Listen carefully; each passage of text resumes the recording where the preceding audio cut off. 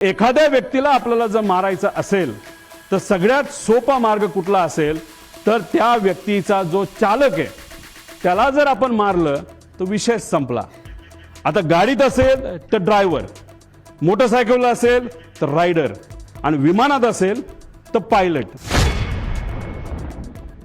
पुढे आता घातपात, आता ही राज्यभरात चर्चा आहे, ह्याच्या खोलात जावं लागेल, ह्याच्या डिटेलमध्ये जाऊन माहिती घ्यावी लागेल, रिसर्च करावं लागेल। पण माझा काका गेलाय, आमचा दादा गेलाय, महाराष्ट्राचा एक फार मोठा नेता गेलेला आहे, तर ही घटना लाईटली घेऊन चालणार नाही। एखादी गोष्ट इकडे तिकडे झाली, आपण इकडे गेलो तिकडे गेलो, कुणी काय केलं, ह्याली काय होणार नाही। आम्हाला जोपर्यंत ह्याची उत्तरं मिळत नाही तोपर्यंत आम्ही शांत बसणार नाही। आता ह्याच्यामध्ये आदल्या दिवशी 27 जानेवारीला रोजच्या वेळेपत्रानुसार दादा संध्याकाळी म्हणजे जेव्हा कॅबिनेटच्या बैठका झाल्या, दादा म्हणाले होते अधिकाऱ्यांना की 4-5 तास मी माझी कामं करेल, काही अधिकारी मला माझ्या पार्टीतले काही अधिकारी भेटणार आहे आणि काही नेते भेटणार आहेत आणि काही कर्मचारी भेटणार आहेत, त्यांच्याशी मी चर्चा करेल आणि मग मी मुंबईला जाईल, असा दादांचा त्याच्यामध्ये त्या ठिकाणी अंदाज होता। ताफा सुद्धा लागला होता। एक फार मोठे नेते दादांना भेटण्यासाठी येणार होते, ते वेळेत येणार होते, पण उशीर झाला। ते उशिरा आल्यामुळे आणि चर्चा उशीरपर्यंत सुरू राहिल्यामुळे दादांचा वेळ त्याच्यामध्ये गेला आणि 5-5:30ला जे दादा गाडीने जाणार होते ते गाडीने जाऊ शकले नाही, त्यांना पर्याय राहिला नाही, त्यांना विमान बुक करावं लागलं आणि म्हणून 7:13 म्हणजे संध्याकाळी दुसऱ्या दिवशीचं विमान हे आदल्या दिवशी म्हणजे 27 तारखेला तिथं बुक झालेलं आपण बघितलं। पूर्व विदर्भातील एक कुठले तरी नेते हे मोबाईल चेक करा दादांचे, नाही तर लँडलाईनवर कोणाचा फोन होता काय होता मला माहित नाही, पण मला जे कळालेलं आहे सही करावीच लागते, फार महत्वाची फाईल आहे। आणि मग ती फाईल कुठे हे जेव्हा बघितलं गेलं ती फाईल घरी नव्हती, ती फाईल मंत्रालयाच्या कार्यालयामध्ये होती दादांच्या। दादा कुठलीच फाईल मोकळी ठेवत नाहीत, पण अचानक ती फाईल तिथं होती। मग ती दादांनी बोलवली, बोलवण्यात येण्यात मुंबईचं संध्याकाळचं ट्रॅफिक तुम्हाला माहिती आहे, ती फाईल पोहोचूस तर वेळ गेला। वेळ गेल्यानंतर ती फाईल आली, पण एक मोठा नेता आपल्या पक्षाचं बोलत असेल तर सही तर करावीच लागेल। आणि मग दादांनी ती सही केली, ती फाईल यूज तर सही करूस तर त्याच्यामध्ये दुर्दैवाने त्या ठिकाणी वेळ गेला। आता ह्याच्यात खोलात जर जायचं असेल, कारण आमच्या पण ओळखी तिथं आहेत, आमच्या पण जीवाची माणसं आहेत। अजितदादांबरोबर जेव्हा केव्हा मी भेटलो आणि दादांचा जो काही शेवटचे 3-4 महिने होते त्यात मी दादा आणि त्यांच्याबरोबरचे अधिकारी एकदम घट्टपणे एक फार महत्वाची चर्चा त्या ठिकाणी करायचो। आणि ती करत असताना मग काही अधिकाऱ्यांचे कर्मचाऱ्यांचे त्याच्यावर आमच्यावर त्या ठिकाणी विश्वास असल्यामुळे तिथं चर्चा काय चालली होती हा विषय जेव्हा केला तेव्हा तिथं चर्चा कुठले तरी राजकीय कन्सल्टंट कोणीतरी आहे, त्यांचा जो कॉन्ट्रॅक्ट आहे जो शेकडो कोटीचा आहे तो आपल्याला कॅन्सल करावा लागतोय, कारण त्यांच्याकडनं काहीच आपल्याला मिळत नाही, त्याचा काहीच फायदा होत नाही। कारण 7 दिवस आधी सुद्धा बारामती हॉस्टेलला दादांना जेव्हा मी भेटलो होतो तेव्हा सुद्धा दादांनी काही लोकांना सांगितलं होतं शहाणपणा करू नका, राजकारण आम्हाला शिकू नका, राजकारण आम्ही कसं करायचं हे माहिती सर्वे फक्त तुम्ही करा, अशी काहीतरी चर्चा तेव्हा झाली होती। आणि अशा पद्धतीची चर्चा तिथं झाली आणि दादांना त्याच्यामध्ये उशीर झाला आणि मग दादांना प्लॅन बदलावा लागला। आता हे सगळे बॅकग्राऊंड तुम्हाला फक्त सांगतोय, त्याचं कारण असं की प्लॅन का बदलावा लागला। आता मी येतो 28 तारखेला। आता काही लोक म्हणतात उपमुख्यमंत्री आहेत, दादा कडक होते, शिस्तीचे होते, दादांनी सांगितलं असेल पायलटला ए बाबा उडलंच पाहिजे, पण दादाचं स्टेटमेंट तुम्ही बघा, ते स्वतःच्या मुखातून ते काय बोलतात। तुम्हाला ते तिकडनं जाणं गरजेचं होतं, कारण वैमानिकाचा दिवस आला की उशीर झाला तर मला निघून जावं लागलं, कारण ते कार्यकर्ते तास म्हणजे दादा कधी पण विमान उडवत असताना कॅप्टनला विचारायचं बाबांनो काय वाटतं, जायचं का नाही जायचं, उडायचं का नाही उडायचं, काय अडचण आहे, तुम्हाला जे वाटतं ते करा। एका ठिकाणी त्यांना यायचं होतं, मुंबईकडनं ते उडले पण होते, माझा अंदाज आहे 2-2.5 वर्षापूर्वीची गोष्ट असेल, हेलिकॉप्टरले होतं, लोणावळ्याला धुक्क वाढलं होतं। दादांना त्या कॅप्टनली सांगितलं थोडंसं दुःख जास्त आहे, रिस्क आहे, पण आपल्याकडे डबल इंजिन हेलिकॉप्टर आहे, अजिबात दादा काळजी करू नका। दादा म्हणले काय नाही, मुंबईला परत दे। दादा परत मुंबईला गेले आणि गाडीली पुण्याकडे त्या ठिकाणी आले। हे दादांची वस्तुस्थिती होती। दादांचं एक मत होतं, जो एक्सपर्ट आहे, जो त्यातला एक्सपर्ट आहे त्याचा ऐका, अभ्यास करा, रिस्क उगाचच त्याच्यामध्ये त्या ठिकाणी घ्यायची नाही, अशी दादाची भूमिका होती. हे होते आमचे दादा, जे वेळेवर एअरपोर्टला पोहोचले, पण नंतर जे घडलं ज्याच्यामध्ये काही गोष्टी तुम्हाला पुढे मी सांगतो. पुढे घ्या. आता हे एक ईमेल आहे. या ईमेलमध्ये 2 नावं आहेत क्रू डिटेल्सची. ह्याला क्रॉस व्हेरीफाय करावं लागेल हे ईमेल. याच्यामध्ये कॅप्टन साहिल काहीतरी आहे बाबा मदन आणि कॅप्टन यश असे 2 नावं प्रपोज केली गेली होती. बाकी सगळं तिथं लिहिलेलं आहे आणि कुठं जाणारे मुंबई बारामती वगैरे सगळं तिथं दिलं होतं. आता हे आहेत दोघं, पण झालं असं की नाव ते दुसऱ्या दिवशी बदलण्यात आलं. हे आहेत मदन. मग त्यांच्या मिसेसली एक मेसेज ते सोशल मीडियावर टाकलं होतं की मदनचं नाव जेव्हा सुरू झालं होतं तेव्हा त्यांच्या मदनच्या नावाने तिथं सुरू झालं होतं की वाईट वाटतं, दुर्दैवी त्यांची मृत्यू झाला. मग त्यांच्या मिसेसनी ते तिथं टाकलेलं आहे. आता हे दोघांची नावं होती, पण मग हे त्यांना त्या ठिकाणी नियुक्ती झाली, म्हणजे पाठक आणि कपूर यांचं नाव तिथं आलं. तर मग आमचा विषय आणि कधीच तुम्ही बघितलं असेल, कपूरचे कुठला तरी मित्र कुठेतरी बोलत होता की बाबा नो कपूर आदल्या दिवशी बाहेरून आला होता भारताच्या, तो उडवणारच नव्हता, पण मग त्याला अचानक सांगितलं आणि मग त्यांनी उडवायला घेतलं विमान, असं तुम्ही कुठेतरी ऐकलं असेल. तर मग आमचा प्रश्न असा आहे की मग टेक ऑफ पूर्वी मुख्य पायलट हे का बदलले गेले आणि मग का असं नाव चेंज त्या ठिकाणी केलं गेलं. आणि जर टेक ऑफ करायचं असेल तर त्या पायलटला आधीच यावं लागतं. आणि तिथं असं सांगितलं होतं की हे 2 पायलट हे ट्रॅफिकमध्ये 6:30 वाजता सकाळी अडकलेत आणि ते येऊ शकत नाहीत, म्हणून दुसरे पायलट आम्हाला द्यावं लागलं, अशी कुठेतरी एक स्टेटमेंट आम्ही सोशल मीडियावर आणि काही मीडियाच्या माध्यमातून तिथं ऐकली होती आणि काही अधिकाऱ्यांनी सुद्धा त्या ठिकाणी सांगितलं होतं. पुढे घ्या. आता हे व्यक्ती आहेत, 7 वाजता हे क्रू तिथं पोहोचलं. आता अप्रुव्हल कधी आलं तर 12:30 ओके, विमान मध्यरात्री 12-12:30 वाजता की विमान फायनल झालंय, क्रू फायनल झाली आणि त्यांनी सांगितलंय की ओके. सकाळी त्यांनी 7 वाजता मेसेज केला की क्रू हे एअरपोर्टला पोहोचले आहेत. मग आता प्रश्न आम्हाला असे निर्माण होतात. पुढे घ्या. की हे जे 2 पायलट आहेत जे ट्रॅफिकमध्ये अडकले असं म्हणतात, मग कुठं होते, त्यांचा सीडीआर तुम्ही काढलाय का? ट्रॅफिक पोलीसच्या बऱ्याच ठिकाणी तिथं सीसीटीव्ही कॅमेराज आहेत, ते तुम्ही तिथं बघितले का? मग हे 2 ट्रॅफिकमध्ये अडकले, तर मग हे 2 काय एअरपोर्टलाच राहायला होते का? एअरपोर्टच्या जवळ राहायला होते का? मग हे दोघं तिथं कसे आले? असा बरेच काही प्रश्न आम्हाला तिथं पडतात. त्यानंतर ते आल्यानंतर ब्रेथ अनालिसिसची टेस्ट झाली का, ज्याच्यामध्ये आपल्याला ते जसं पोलिसांनी रात्री तुम्हाला पकडलं, तुम्ही पिलं असलं काय नसलं काय तुम्हाला ते फुंकावं लागतं, तसं हायली ॲडव्हान्स्ड ब्रेथ अनालायझर हे एअरपोर्टला असतात, डीजीसीएला दिलेले असतात. त्याचा फोटो सुद्धा निघतो. ते सीसीटीव्ही आहेत का, तोच तो होतो का, त्याचं ब्रेथ अनालिझर केलं का, तिथं कॅमेरा आहेत का, कॅमेराचा रेकॉर्ड कोणाकडे आहे, त्यानंतर विमानाकडे गेल्यानंतर तिथं चेक करत असताना ते रेकॉर्ड आहेत का. 7 वाजता ते पोहोचले असतील, दादा जर 8ला पोहोचले असतील तर 1 तासाचा वेळ आहे, त्यात त्यांनी विमानं चेक केली आहेत का, विमानात काय वेगळं ठेवलंय का, असे बरेच प्रश्न त्याच्यामध्ये आम्हाला त्या ठिकाणी निघतात.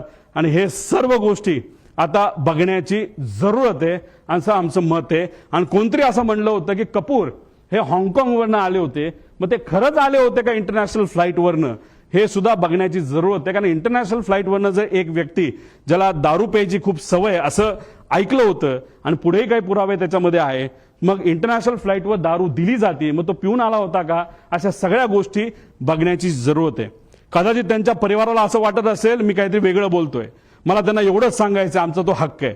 आम्ही परिवारातली लोक आहेत, आमच्या शंका जर असतील तर शंकेचं निरसन हे झालंच पाहिजे, कारण आम्ही आमचा माणूस गमावलेला आहे, तुम्ही तुमचा माणूस गमावलेला आहे.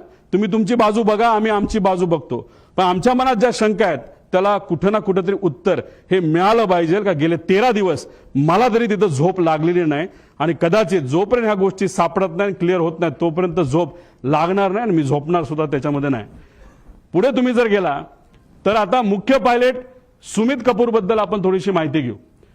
मार्च 10ला दिल्ली बेंगळुरू विमान उडण्यापूर्वी त्याला प्री फ्लाईट अल्कोहोल टेस्टमध्ये त्याला पकडण्यात आलं. पुन्हा 7 एप्रिल 17ला दिल्ली गुवाहाटीचं विमान उडवत असताना त्याचं टेस्टिंग जेव्हा केलं तेव्हा तो सापडला. तुम्ही म्हणा तिथं सापडला, इथं का नाही? ह्या सगळ्या कमर्शियल फ्लाईट्स होत्या असं आम्हाला कळतंय. कमर्शियल फ्लाईट्सवर बऱ्याच गोष्टी स्ट्रिक्ट असतात, प्रायव्हेट फ्लाईटला कदाचित तेवढ्या स्ट्रिक्ट नसाव्या असं वाटतं. 3 वर्ष त्याला निलंब करण्यात आलं. त्याच्याबरोबर काम करण्याला एका व्यक्तीला आम्ही जेव्हा बोललो त्यांनी सांगितलं लेअर जेट म्हणजे उद्या जर मला ग्लोबल नावाचं विमान उडवायचं असेल तर मला त्याचं ट्रेनिंग घ्यावं लागतं, त्या कंपनीकडे जावं लागतं. तसंच हा सीपी म्हणजे कमर्शियल पायलट असल्यामुळे बोईंग एअरबस उडवत असेल आणि तिथं लेअरजेट उडवायचं असेल तर त्याला अमेरिकेत लेअरजेटची फॅक्टरी म्हणजे बंबार्डियरची फॅक्टरी असल्यामुळे अमेरिकेत जाणं महत्वाचं होतं. तो तिथं गेला. मला जे कळालंय तिथं गेल्यानंतर दुर्दैव असं त्यांनी इतकी दारू पिली का काहीतरी असं मला कळालंय. हे क्रॉस व्हेरीफाय करावं लागेल की त्यांना ट्रेनिंगला जाता आलं नाही. हे रिपोर्ट आता आपल्याला काढावं लागतील खरंच हे घडलं होतं का आणि त्यांना परत ट्रेनिंगला पाठवण्यात आलं असंही आम्हाला त्याच्यामध्ये त्या ठिकाणी कळलं होतं. आता इतर पायलटली लेझर जेटची परीक्षा अमेरिकेला सांगितलं. आता एक बडा नेता जो सांत्वन करण्यासाठी घरी आला होता त्यांनी सांगितलं हाच महाशय माझं सुद्धा विमान हेच VSR कंपनीचं हे नांदेडला हे घेऊन चालले होते आणि ज्या पद्धतीने त्या कपूरली लँडिंग केली त्याच्यावरनं मी VSRला कंप्लेंट केलेली आहे. हा मोठा नेता कोण, नांदेडला कधी गेला होता, खरंच त्यांनी कंप्लेंट केली का हे आपल्याला त्याच्यामध्ये बघावं लागेल. सत्तेतला एक मोठा नेता त्याच्यामध्ये आहे. त्यानंतर ट्रॅक रेकॉर्ड फारच वाईट होतं. तरी मग या व्यक्तीला तिथं अजितदादांचं विमान नाही तर VIPचं, उद्धव ठाकरे साहेबांचं, फडणवीस साहेबांचं, एकनाथ शिंदे साहेबांचं, ऍक्टरचं ह्या सगळ्यांचं विमान का उडवायला दिलं असा प्रश्न आमचा तिथं आहे. पुढं आता ह्याच्यामध्ये तुम्ही जर बघितलं असेल तर VK सिंग म्हणजे हा मालक त्यांचा एक ग्रुप आहे व्हॉट्सअपचा.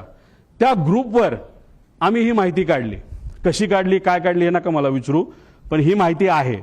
आता तुम्ही म्हणाल ही माहिती तुम्ही देत आहात ते डिलीट केलं तर काय, तुम्ही व्हॉट्सअप किती डिलीट करा सगळी माहिती कळते. त्यामुळे जो कोणी तिथे इन्व्हेस्टिगेट करणार आहे हा ग्रुप कुठला, हा ग्रुप कोणाचा, त्या ग्रुपवर कोण आणि गेल्या 2 वर्षामधल्या त्याच्यावरच्या ज्या काही डिस्कशन आहेत हे लोकांसमोर त्या ठिकाणी आल्या पाहिजे. ह्याची एक डिस्कशन ह्याच्यामध्ये तुम्ही बघितली. Today once again a important flight had to be cancelled as number 1 of PSC has been found to be badly drunk. दारू पिला होता.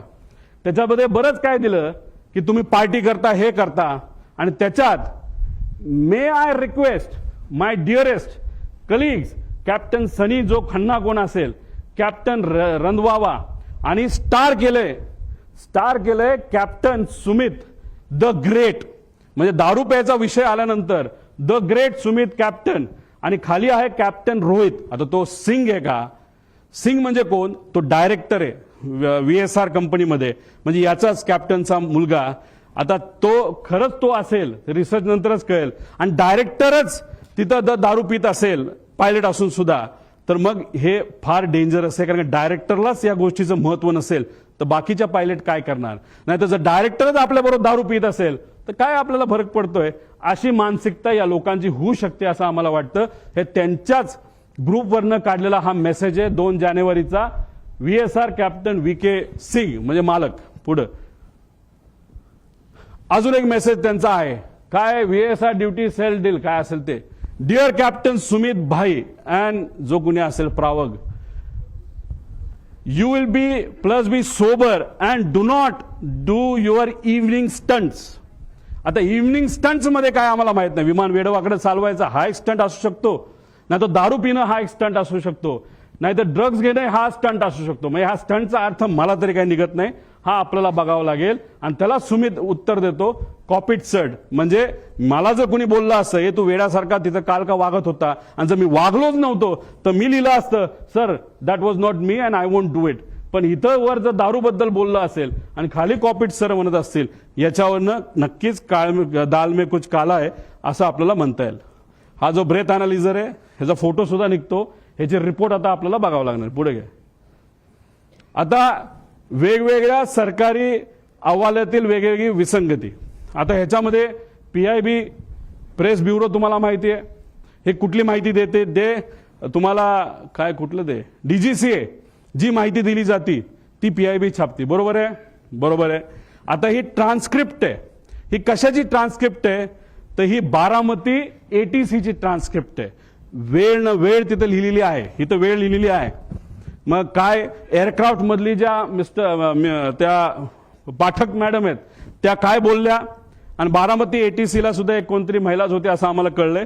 त्या काय म्हणल्या याच्यामध्ये तिथं दिलेलं आहे. आता ह्याचा वेळ जर बघितला तर यांच्या PIB अनुसार म्हणजे DGCA अनुसार 8:18 काय झालं होतं, म्हणजे विमान बारामती ATCच्या संपर्कात आलं. म्हणजे DGCA काय म्हणते, म्हणजे PIB काय म्हणते, 8:18 हे विमान हे बारामती ATCच्या संपर्कात आलं. पण हे विमान आलं होतं 8:19. तुम्ही म्हणता एका मिनिटाने काय होणार आहे, हे विमान इतकं स्पीडमध्ये चालतं, हे एका मिनिटात हे विमान 15 किलोमीटर चालतं. आणि दादांचं जी काय घटना घडलेली आहे, काही मीटरमध्ये घडलेली आहे, याच्यावरनं एक मिनिटं हा महत्वाचा आहे. मग एवढी मोठी घटना घडली असेल तर मग 2 रिपोर्ट जे आहेत हे रिपोर्ट वेगळे का, असा प्रश्न एक परिवारातला एक व्यक्ती म्हणून त्या ठिकाणी मी करतो. आता आगीचे लोट दिसण्याचे टायमिंग PIB DGCA किती म्हणतं, 8:44. पण ट्रान्सक्रिप्ट प्रमाणे इथं 8:43:55 सांगितलं की मला आता लँडिंग पॅड म्हणजे स्ट्रिप तिथं दिसतीये. मग त्यांनी सांगितलं रनवे 11 क्लिअर टू लँड. त्यानंतर 8:44:13 ओ शिट म्हणजे ही जे पाठक मॅडम आहेत त्यांच्याकडनं ते शेवटचे शब्द होते आणि त्यात 7 सेकंड तुम्ही ऍड करा, 44 प्लस काहीतरी 13 प्लस 20, तर त्याच्यात तो ऍक्सिडेंट तिथं झाला. म्हणजे हे टायमिंग आणि हे टायमिंग जर इथं 20 सेकंड तुम्ही ऍड केले, म्हणजे 13 प्लस 7 20.20 म्हणजे 20 सेकंडचा याच्यामध्ये फरक आहे. मी तुम्हाला सांगितल्याप्रमाणे सेकंडचा विषय असतो. इन्व्हेस्टिगेट तुम्ही करत असाल आणि तुम्ही एका मोठ्या एजन्सीचे लोक असाल तर तुम्हाला सेकंदात बोलावं लागतं, इथं मिनिटात बोलून चालत नसतं. आणि इथं ह्या 2 रिपोर्टमध्ये खूप मोठा फरक आहे असं कुठेतरी दिसतं. आता हा एक ट्रान्सपॉन्डर एक असतं विमानाला, विमान सांगत असतं सॅटेलाइटच्या माध्यमातून मी इथे आहे, माझं स्पीड किती आहे, मी अलाइन झालोय का, एअरपोर्टचं जे स्ट्रिप आहे त्याला मी अलाइन झालोय का, तिथून माझं डिस्टन्स किती आहे, माझी हाईट किती आहे, माझं लोकेशन कुठे आहे, हे सगळं तिथं दिलं जातं. आणि हे आमच्याकडे आहे, ही माहिती ही आम्हाला एका सॉफ्टवेअरच्या माध्यमातून, जे मगाशी तुम्हाला सॉफ्टवेअर सांगितलं त्यातून आम्हाला सगळी माहिती कळाली. फक्त शेवटच्या 1 मिनिटाची आम्हाला माहिती कळाली नाही. कदाचित ट्रान्सपॉन्डर हा मुद्दामून विमानाच्या आतून हा बंद केला होता. तुम्हाला टिल्ट होताना जे विमान दिसते त्या ट्रान्सपॉन्डर बंद होता. ट्रान्सपॉन्डर हा 8:43.18 ह्याच्यात तुम्ही म्हणाल हे तर टाइम वेगळा दिसतोय, ह्यात फ्लाईट रडारच्या शेवटच्या UTC टाइम म्हणजे 3 ते म्हणजे ह्याच्यामध्ये 5 तास आपल्याला ऍड करावं लागतात. त्यात 8:43.18 जेव्हा हे बंद झाला ट्रान्सपॉन्डर, का बंद झाला, का कुणी बंद केला, असे प्रश्न आम्हाला त्याच्यामध्ये आहे. आता आपल्याला शेवटपर्यंत कळालं असतं. आणि या 1 मिनिटाच्या आधी हे विमान त्या धावपट्टीला अलाइन झालं होतं, म्हणजे ते धावपट्टीवर उतरेल अशी अपेक्षा होती. पण 1 मिनिटामध्ये काहीतरी गडबड झाली, ती अजूनपर्यंत आपल्याला कळलेली नाही. आता हा जो भाग आहे हा तुमचा 11 नंबर आहे आणि हा भाग आहे 29. हे जे मोठी चर्चा करतात, अरे बाबा तो जो असा हिलटॉपवर आहे आपला लँडिंग स्ट्रिप, त्यामुळे फार डेंजरस आहे, फार अवघड आहे, हे आपण लँड करू शकत नाही असं लोक बोलतात. ते खरंय. आता ही ती जागा आहे 11 नंबर आणि ही जागा आहे 29 नंबर. मागे घे, ती आहे MIDCची साईड. इथं तुम्ही जर गेला तर सपाट आहे, सपाट, काही तिथे टेन्शन नाही, तिथं तुम्ही कसंही लँड होऊ शकता. त्यावेळेस जे विंड स्पीड होतं ते ऑलमोस्ट नव्हतं. आणि विमान जेव्हा इथून लँड होतं त्याला अडचणी काय असतात, एकतर हे उंच आहे आणि इकडे जो सूर्य उगवत असतो तो स्क्रीनवर तिथं दिसतो. मग सगळ्यात बेस्ट ऑप्शन काय असतं, बाबा इकडे नको जायला, सोपी साईड 29 साईड आपण घेऊ, 11 नको घ्यायला, असा निर्णय बऱ्याच वेळा त्या ठिकाणी घेतला जातो. मग ह्या विमान चालकाली तो निर्णय घेतला होता का, पुढे जाऊन बघूया. 8:27 एअरक्राफ्ट करून रनवे 29ची परवानगी मागण्यात आली. म्हणजे परफेक्ट फ्लॅट आहे. जसं तुम्ही 2023 ऍक्सिडेंट बघितला तर नुसतं घासत गेलं होतं, अशी कदाचित घटना घडू शकली असते, दादा जिवंत असू शकले असते. 29 नंबरची परवानगी तिथं ATC कडनं घेतली होती. ATCला ती परवानगी दिली आणि 2 मिनिटांनंतर एअरक्राफ्ट करून रनवे 11ची परत परवानगी मागितली. का, कशामुळे, काय कारण, प्रश्नच आहे. म्हणजे सोपं सोडून अवघड कशाला घ्यायचं. बरं एकदा मागितली का, नाही. मग दुसऱ्यांदा परत 8:36 एअरक्राफ्टने गो अराउंड केल्यानंतर त्यांनी परत 29ची मागणी केली, परत ती त्यांनी कॅन्सल केली, परत आम्ही 11ला येऊन लँड करतो असं सांगण्यात आलं. निर्णय को पायलट घेत नसतो, मेन पायलट घेत असतो. को पायलट कम्युनिकेशन करत असतो. मग या मेन पायलटला 29 जे सोपं होतं ते सोडून 11 नंबरच का पाहिजे होता हे मात्र त्या ठिकाणी अजूनपर्यंत कळालं नाही. पुढे आता हा व्हिडिओ बघा.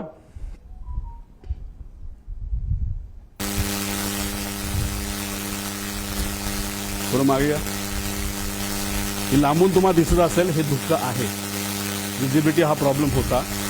मागे या बाजूला थोडंसं तुम्ही जर बघितलं तर एक लाईन दिसते आणि नंतर ब्लास्ट दिसतो. थोडंसं डिटेलमध्ये बघा.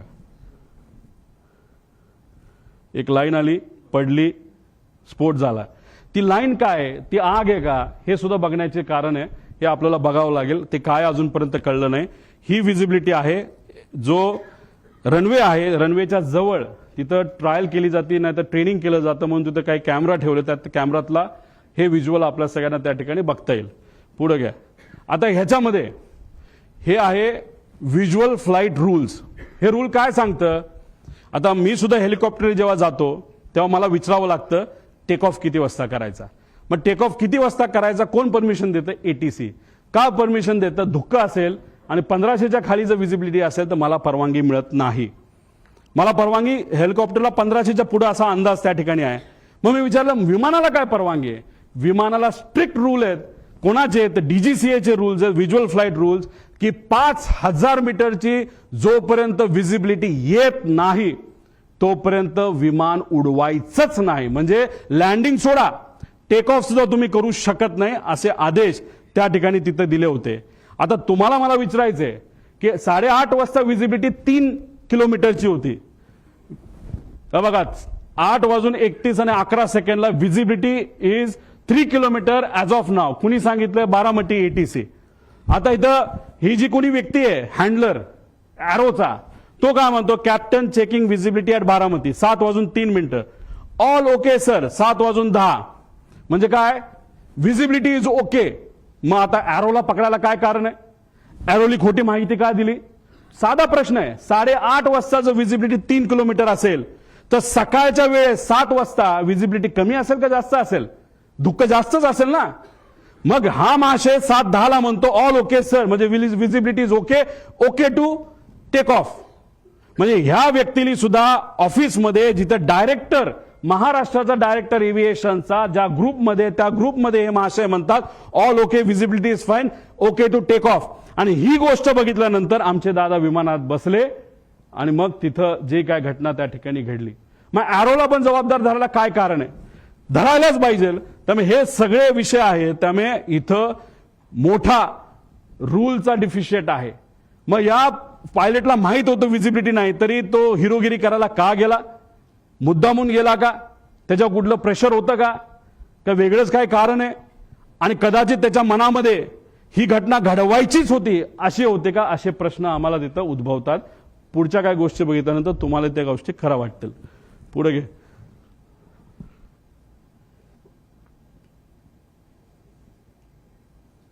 हे ऐका. दरवेळेचा जो आवाज असतो विमानाचा, आम्हाला तिथं आता धावपट्टीजवळ असल्यामुळे आम्हाला माहिती की विमानाचा कसा आवाज असतो. पण त्या दिवशीचा इतका कर्कश आवाज होता, त्यामुळे आमच्या गावातली बरेचसे महिला पोरं ही सगळी रस्त्यावर येऊन बघत होती की आज विमानाचा असा का आवाज येतोय. आणि गावाला एक रेटी घालून परत विमान धावपट्टीच्या दिशेने उतराय गेलं. पण त्याच वेळी आमच्या गावातनं उतरताना आमच्या गावात एक मंदिर आहे, त्या मंदिराच्या कळसाला सुद्धा टेकायची काही लोकांना शक्यता. पुढे घे. म्हणजे विमान लँड होण्यापूर्वी जे गाव आहे त्या गावाच्या कळसाला विमान घासून गेलं. म्हणजे 1 मिनिट जो ट्रान्सपॉन्डर बंद झाला होता शेवटचा, जे सॅटेलाइटची कनेक्शन हे मुद्दामून तोडण्यात आलं होतं ट्रान्सपॉन्डर बंद करून, असं आमचं मत आहे. याच्यामध्ये नॉर्मली एमिंग पॉइंट हा पुढे असतो, त्यानंतर मग सेंट्रल लाईन बघितली जाते, लँडिंग डेझिग्नेटर असतो, थ्रेशोल्ड. याच्यावर लँड करायचं नसतं, याच्या पुढेच लँड करावं लागतं. आणि ही जर बारामतीची साईड बघितली, थ्रेशोल्ड इथे आहे.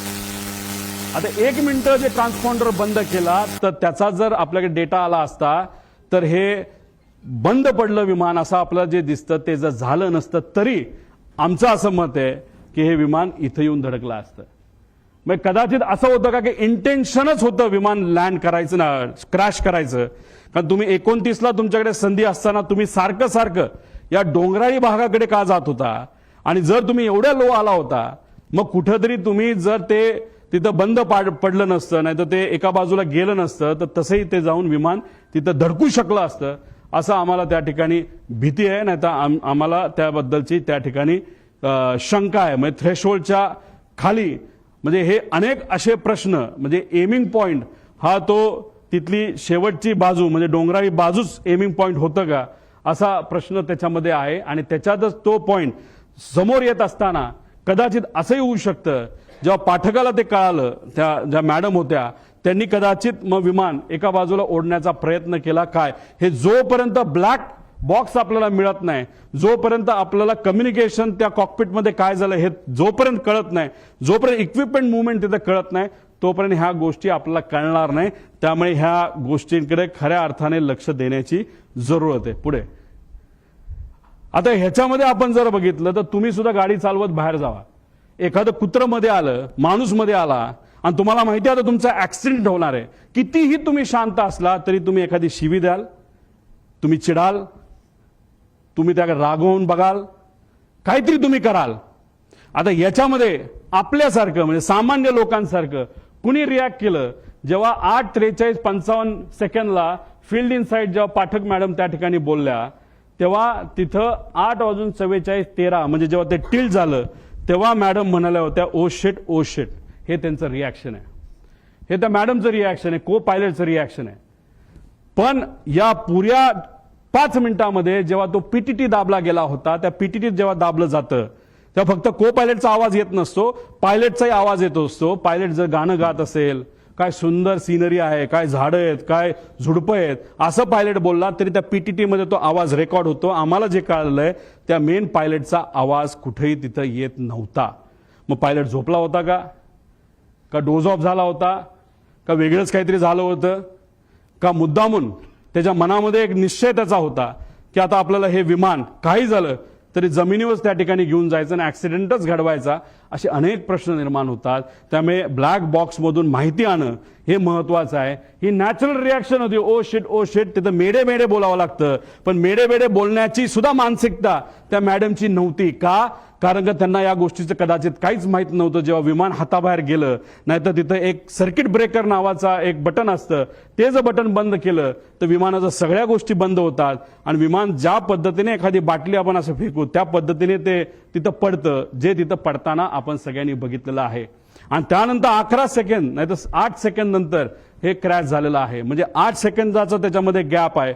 बटन जेव्हा शिफ्ट केलं गेलं तेव्हाच त्या पाठक मॅडमला ज्या तज्ज्ञ होत्या पायलटच्या आणि एक गोष्ट तुम्ही समजून घ्या माझ्या माहितीनुसार हे क्रॉस व्हेरीफाय करावं लागेल हे कपूर 16,000 तास दिसत असले तरी पाठक मॅडम ज्या 1600 तासाचं त्यांचं फ्लाइंग आहे ते फक्त लेअर जेटवर झालं होतं आणि हे जे आहे आपले कपूर यांचं फ्लाइंग हे वेगळ्या वेगळ्या विमानात झालं होतं. त्यांचा अनुभव कदाचित लेअर जेटवर या पाठक मॅडमपेक्षा कमी होता आणि ते कॅप्टन इन कमांड जेव्हा कमर्शियल एअरलाईन मध्ये होते तेव्हा कॅप्टन इन कमांड ते नव्हते. नजीकच्याच काळामध्ये कॅप्टन इन कमांड ते झाले होते असं कुठेतरी शंका नाही तर काही प्रमाणात काही लोकांकडनं माहिती आम्हाला आलेली आहे त्याची माहिती घेऊन त्या डिटेलमध्ये जाणं हे अतिशय महत्वाचं आहे. त्यामुळे दादांचा दौरा का बदलला विमानाची वेळ बदलली गेली का पायलट खरंच बदलले का बदलले असे काही प्रश्न आहेत. मग त्यानंतर केंद्रीय विमान मंत्रालयाचा अहवाल आलाय का एटीसी ट्रान्सक्रिप्ट आणि या अहवालामध्ये का त्याच्यामध्ये डिस्परन्सी आली का त्याच्यामध्ये फरक आलेला आहे मधील वेळेची विसंगती का आली पायलट रडारचा 1 मिनिट आधीच ते जो ट्रान्सपॉन्डर आहे तो का बंद झाला का बंद केला गेला व्हिजिबिलिटी कमी असताना सुद्धा टेक ऑफ का झालं जर टेक ऑफ पुण्याचं एअरपोर्ट बॅकअप पकडून केलं असेल तर लँड करण्याचा प्रयत्न का तिथं झाला असा आमचा प्रश्न आहे. रनवे 29 अवेलेबल असताना सेफ असताना फ्लॅट असताना कुठलंच टेन्शन तिथं नसताना तिथं सूर्याचा पण त्रास नसताना सारखं सारखं मला रनवे 11च पाहिजे असं का त्या ठिकाणी सांगण्यात आलं. आधीच विमान कमी उंचीवर आणले गेले होते का त्यानंतर शेवटच्या काही मिनिटात पायलट काहीच जो मेन पायलट आहे एवढी घटना जमीन जवळ येते, विमान टिल्ट होतंय, तिथं बंद पडतंय विमान, तरी तुम्ही काहीच बोलत नाही. याचा अर्थ काय? तर याचा अर्थ जर काढायला गेलं तर मी सामान्य परिवारातला एक व्यक्ती म्हणून, नाही तर सामान्य व्यक्ती ज्याचं टेक्निकल बॅकग्राऊंड कुठलंच नाही, मला असं वाटतं की हा अपघात नाही, हा 100% त्याच्यामध्ये घात असू शकतो. आणि हीच माहिती आम्हाला सगळ्या इन्व्हेस्टिगेशन एजन्सीजकडनं पाहिजे. पण मग इन्व्हेस्टिगेशन एजन्सी, सरकारी एजन्सी हे योग्य पद्धतीने काम करू शकतं का? करू शकतं.